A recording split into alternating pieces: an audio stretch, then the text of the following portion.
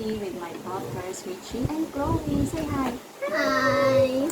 And today we're going to share with you our favorite bonding moment. Watch this!